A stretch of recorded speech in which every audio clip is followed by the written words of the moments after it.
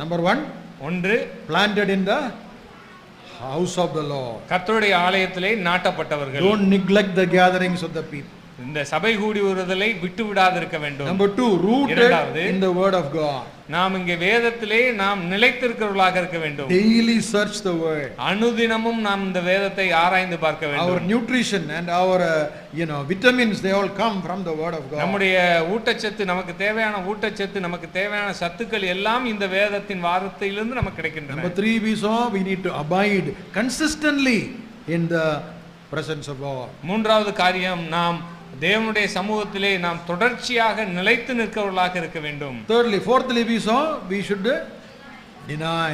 நான்காவது காரியம், நம்மை நாமே வெறுப்பவர்களாக இருக்க வேண்டும். Deny and die to ourselves. நாம் நமக்கு மரித்தவர்களாக இருக்க வேண்டும். Fifthly, ஐந்தாவது, pruning or cleansing or sanctification. பரிசுத்தமாக்குதல் அல்லது நம்மை நாமே